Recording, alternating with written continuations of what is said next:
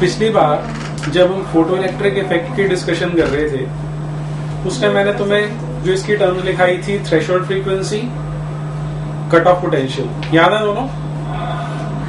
ठीक है, अब इसको हम थोड़ा सा डिटेल में स्टडी करके देखते हैं। अरेंजमेंट वही वाला रहेगा जो हमने पिछली बार देखा था कि एक इवैक्यूएटेड ग्लास ट्यूब है, इसमें जो दोनों इलेक्ट्रोड्स हैं, एक इलेक्ट्रोड ऐसी है जिसके सरफेस पे वो मेटल लगा है जिसमें से हमने फोटो इलेक्ट्रिक एमिशन करानी है। इन दोनों इलेक्ट्रोड्स को आपस में कनेक्ट कर रहे हैं और बीच में एक मिली एमीटर लगा हुआ है जो यदि यहां से करंट फ्लो करेगा तो उसको डिटेक्ट कर सकता है। ठीक है, हमने यहां से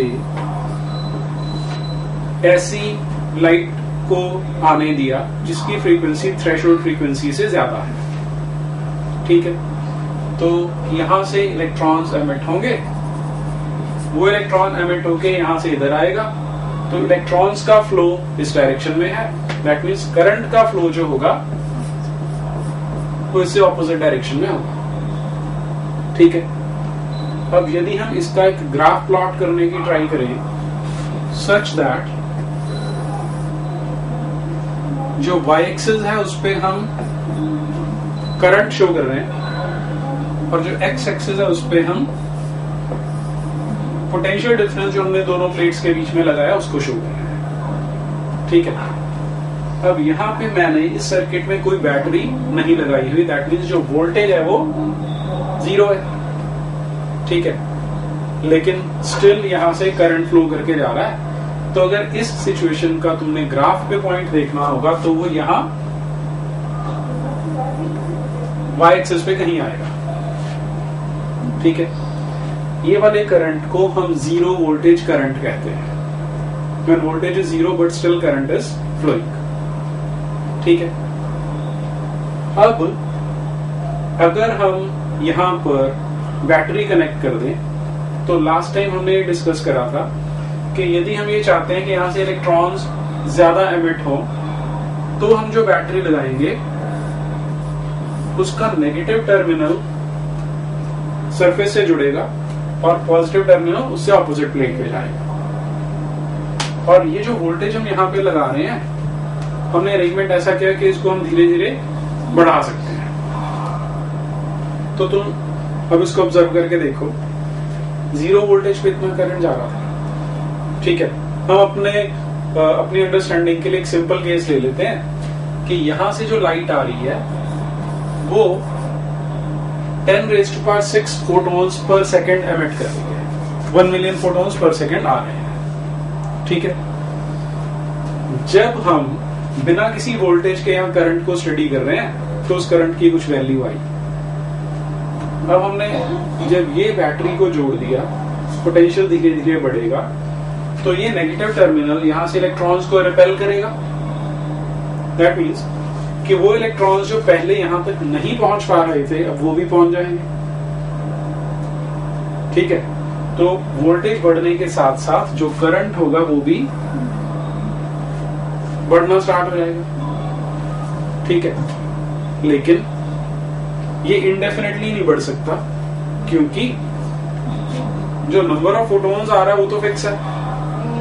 ठीक है, अब एक फोटोन एक ही इलेक्ट्रॉन को एमिट कर सकता है, तो मैक्सिमम कितने इलेक्ट्रॉन्स एमिट हो सकते हैं? 10⁻⁶। जब हमने वोल्टेज इतनी बढ़ा दी कि यहां से सारे के सारे जो इलेक्ट्रॉन्स एमिट हो रहे हैं वो यहां तक पहुंचने शुरू हो जाएं, उसके बाद वोल्टेज बढ़ाने से करंट पे कोई इफेक्ट नहीं पड़ने वाला। इसलिए जो ग्राफ आता है इनिशियली तो बढ़ रहा है लेकिन आफ्टर सम टाइम ये करंट सैचुरेट हो जाएगा। अब जितनी मर्जी वोल्टेज बढ़ा दो करंट नहीं बढ़ने वाला। ये जो करंट आता है इसको हम बोलते हैं सैचुरेशन करंट।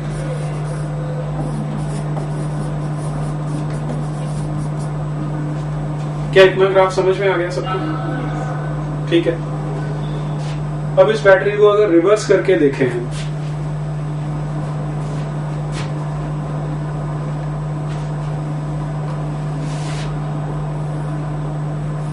उल्टा लगा दिया।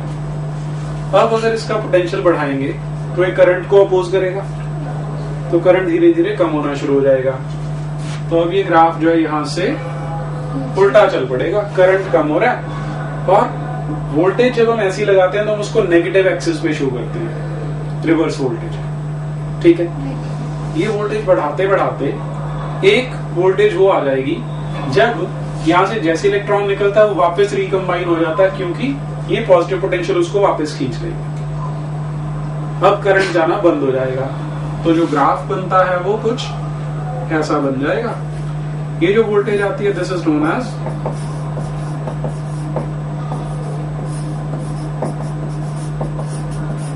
Cut off voltage.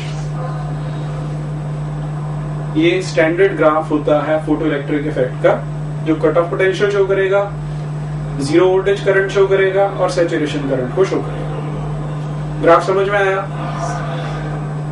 सबको क्लियर है? तो बना लो पहले ग्राफ, फिर आगे इसके बारे में नोट करते हैं। हाँ जी, डायग्राम भी बना लो और ग्राफ भी बना लो।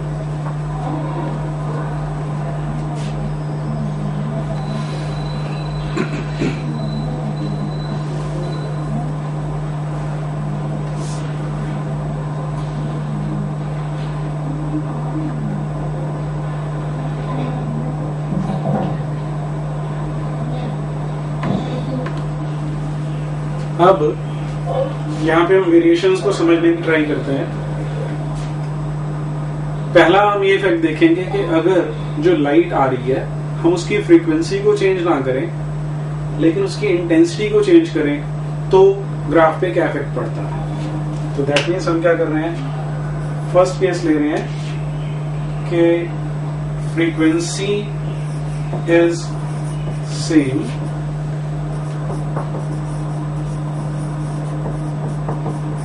इंटेंसिटी को हम इंक्रीज करने वाले हैं। ठीक है, अब इंटेंसिटी बढ़ानी है तो उसका सिंपल केस में ले सकते हो कि हमने इस तरह के दो सोर्सेज लगा दिए इंस्टेड ऑफ वन, फ्रीक्वेंसी में चेंज नहीं किया। अभी नोट मत करो, समझ लो पहले। ठीक है, तो अब पहले तो इस पॉइंट को समझने की ट्राई करो कि जब हम कोई वोल्टेज नहीं लगाएंगे तो इंटेंसिटी डबल करने से ये वाला पॉइंट पे क्या इफेक्ट पड़ेगा, यहीं रहेगा, बढ़ेगा करंट या कम हो जाएगा? बढ़ेगा, क्योंकि नंबर ऑफ फोटोन्स अगर बढ़ गए तो नंबर ऑफ इलेक्ट्रॉन्स भी बढ़ जाएंगे, तो जो जीरो वोल्टेज करंट है वो भी इंक्रीज हो जाएगा। ठीक है, फिर जैसे जैसे हम वोल्टेज बढ़ाएंगे तो सैचुरेशन करंट पहले जितना होगा या बढ़ जाएगा? बढ़ जाएगा। क्यों? क्योंकि कम हो जाएगा। क्यों कम हो जाएगा? क्योंकि ज्यादा इलेक्ट्रॉन्स निकलने शुरू हो जाएंगे तो जल्दी खत्म हो जाएंगे। ज्यादा इलेक्ट्रॉन्स निकलने शुरू हो जाएंगे तो जल्दी खत्म हो जाएंगे। ठीक है, समझ में आया? उसका कहना ये है कि ज्यादा इलेक्ट्रॉन्स निकलेंगे तो जल्दी खत्म हो जाएंगे, इसलिए सैचुरेशन करंट कम हो जाएगा। ठीक है, गलत है ये, ठीक नहीं है। हाँ, इलेक्ट्रॉन्स खत्म नहीं होते हैं, मैंने पिछली बार भी बताया था, एक बार फिर से समझ के देखो। यहां से फोटोन्स आ रहे हैं, उन्होंने यहां से जो इलेक्ट्रॉन्स एमिट करेंगे वो यहाँ सामने आके टकराएंगे। ठीक है, तो वही सर्किट में आ रहे हैं, तो इलेक्ट्रॉन्स का नंबर तो उतना ही रहने वाला है। लेकिन अब क्योंकि टोटल नंबर ऑफ फोटोन्स बढ़ गए हैं तो सैचुरेशन करंट के लिए जो नंबर ऑफ इलेक्ट्रॉन्स जाएंगे वो भी तो बढ़ गए हैं, इसलिए जो सैचुरेशन करंट है वो पहले के कंपैरिजन में बड़ा हो जाएगा। ठीक है, अब जो वोल्टेज रिवर्स करेंगे तो कट ऑफ पोटेंशियल पे क्या इफेक्ट होगा? उतना ही रहेगा, बढ़ेगा या कम होगा?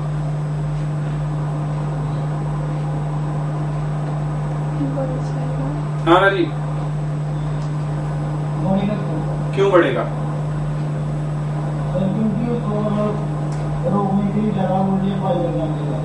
क्यों?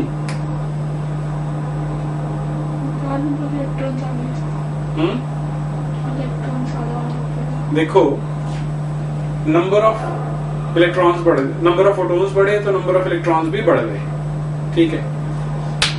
लेकिन क्या उन इलेक्ट्रॉन्स की एनर्जी बढ़ रही है? जो फोटॉन्स आते हैं, हमने पिछली बार किया था, फोटोन की एनर्जी का फॉर्मूला हम लगाते हैं h इंटू न्यू, फ्रीक्वेंसी पे डिपेंड करता है, फ्रीक्वेंसी तो सेम है, that means number of photons तो बढ़े लेकिन हर फोटोन की एनर्जी सेम है जितनी पिछले केस में थी। अगर फोटॉन्स की एनर्जी सेम है तो निकलने वाले इलेक्ट्रॉन्स की एनर्जी भी सेम होगी, ठीक है। अब एनर्जी को कम करने के लिए हम पोटेंशियल लगाते हैं, यदि एनर्जी सेम है तो पोटेंशियल भी उतना ही लगाना पड़ेगा, इसलिए जो कट ऑफ पोटेंशियल है वो सेम रहे। लेकिन सर बोलो। एनर्जी जो एक कैरी कर रहा है वो इलेक्ट्रॉन्स तो बढ़ गए ना। हाँ बढ़ गए, तो इन टोटल एच नहीं होगा, ये तो एक फोटोन की एनर्जी ना h इंटू न्यू, फोटॉन्स बढ़ गए तो टोटल एनर्जी बढ़ गई, ठीक है। लेकिन जो फील्ड है, अब तुम अर्थ का एग्जांपल लेके देखो, हम अगर एक ऑब्जेक्ट को ड्रॉप करते हैं या 100 ऑब्जेक्ट्स को ड्रॉप करते हैं तो ग्रेविटी को, अर्थ को ज्यादा काम करना पड़ता है क्या? ग्रेविटी तो उतनी है। तो सेम यहाँ पे पोटेंशियल डिफरेंस का है कि उनको वापस खींच रहा है, एक फोटोन को रोकना है या 100 को रोकना है, पोटेंशियल तो उतना ही है। आया समझ में? तो अब जो ग्राफ में चेंज आया, कट ऑफ पोटेंशियल सेम है, जीरो पोटेंशियल करंट बढ़ गया है, सैचुरेशन करंट भी बढ़ गया है। तो ये अगर इंटेंसिटी I1 थी, ये इंटेंसिटी I2 है, गिवन है I2 is greater than I1, ठीक है। तो लिखो जी, हेडिंग लिखिए, effect of increasing effect of increasing the intensity of incident light without any change in frequency of light.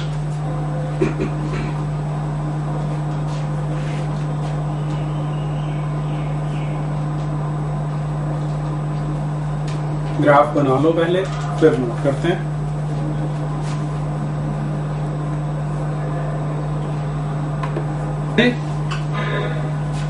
अलग से ही बनाना डायग्राम, पहले वाले के बीच में मत बना देना। तो लिख लो फिर आगे, with increase in intensity the saturation current increases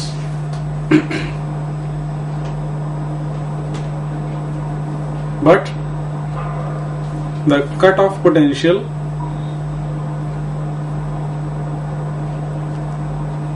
remains same.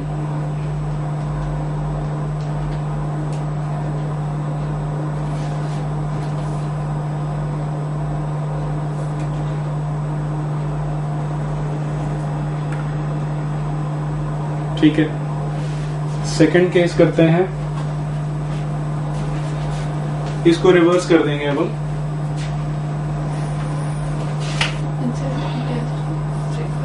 Frequency को इंक्रीज कर रहे हैं, इंटेंसिटी इज सेम।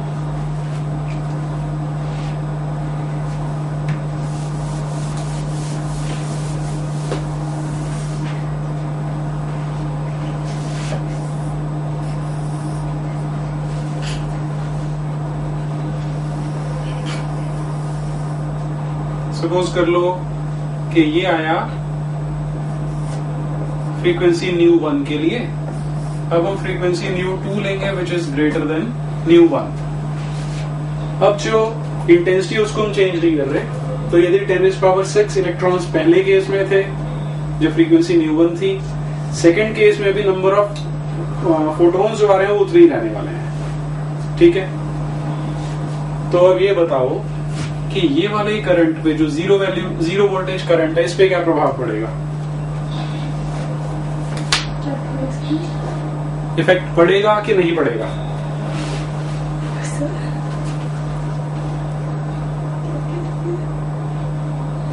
पड़ेगा कि नहीं पड़ेगा? पड़ेगा। क्यों पड़ेगा जी, बताइए। हाँ, क्योंकि अब जो फोटोन्स आ रहे हैं उनकी एनर्जी बढ़ी है, तो यहाँ से जो इलेक्ट्रॉन्स निकलेंगे उनकी एनर्जी भी बढ़ रही है। ठीक है, यदि एनर्जी बढ़ रही है तो दैट मीन्स अब ज्यादा चांसेस हैं कि जो इलेक्ट्रॉन्स निकल रहे हैं वो सामने वाली प्लेट तक पहुंचेंगे। तो यदि ज्यादा इलेक्ट्रॉन्स पहुंचेंगे तो करंट भी ज्यादा होगा, इसलिए जो फ्रीक्वेंसी बढ़ी है तो जीरो पोटेंशियल करंट बढ़ गया। ठीक है, अब सैचुरेशन करंट जो है वो क्यों बढ़ेगा, बोलो? क्योंकि ज्यादा इलेक्ट्रॉन्स पहुंच गए। नंबर ऑफ फोटॉन्स में कोई चेंज नहीं आया, तो पर सेकेंड निकलने वाले नंबर ऑफ इलेक्ट्रॉन्स में भी चेंज नहीं आएगा। यदि नंबर ऑफ इलेक्ट्रॉन्स पर सेकेंड चेंज नहीं हो रहे तो total charge following is also not changing. जब चार्ज नहीं चेंज हुआ तो करंट भी नहीं चेंज हो सकता, क्योंकि करंट क्या होता है, चार्ज पर यूनिट टाइम। इसलिए जो सैचुरेशन करंट है वो सेम रहने वाला है। क्यों ज्यादा हो जाएगा? एनर्जी बढ़ गई है। अब क्योंकि एनर्जी बढ़ रही है तो वोल्टेज को रोकने में ज्यादा काम करना पड़ेगा, इसलिए जो कट ऑफ पोटेंशियल है वो पहले के कंपैरिजन में बढ़ जाएगा। ये ग्राफ आएगा, बनाइए।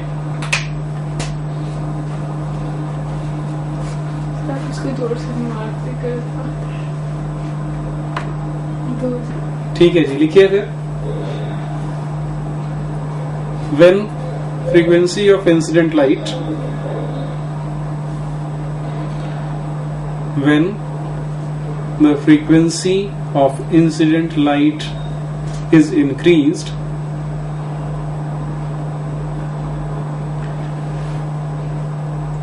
without changing the frequency, without changing the intensity of light,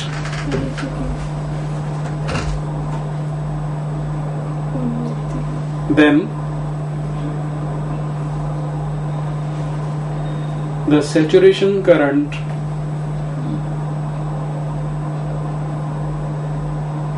does not change. Saturation current does not change, but the magnitude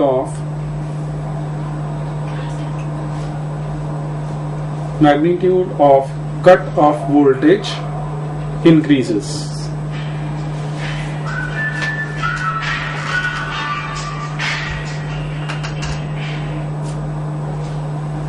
ठीक है जी।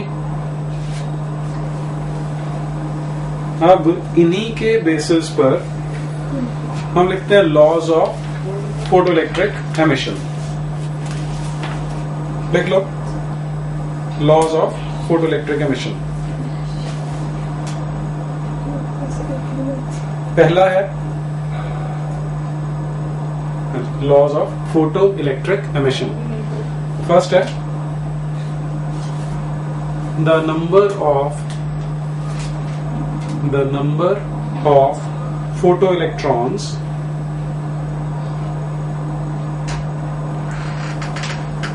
emitted per second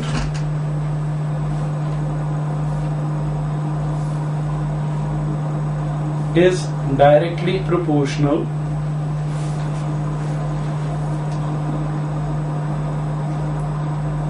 to the intensity of incident light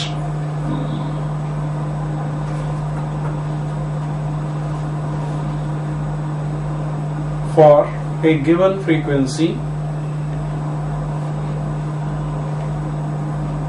of incident light.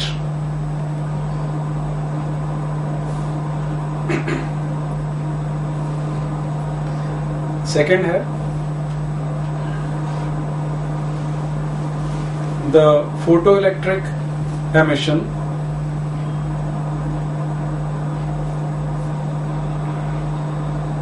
from a metal surface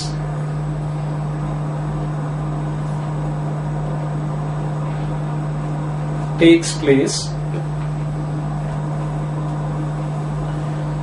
if and only if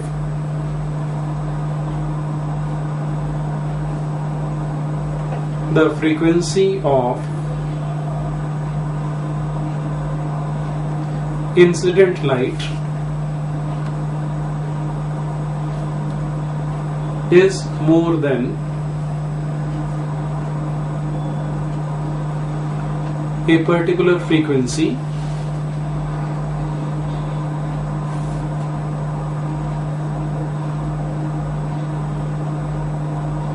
this frequency is known as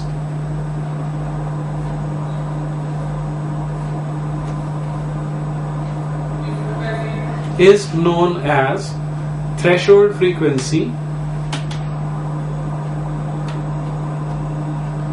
for the given surface.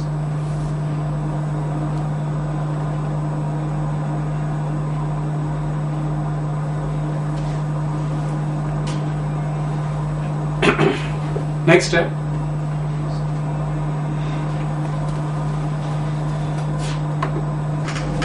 ठीक है जी, third point लिखिए. When the frequency of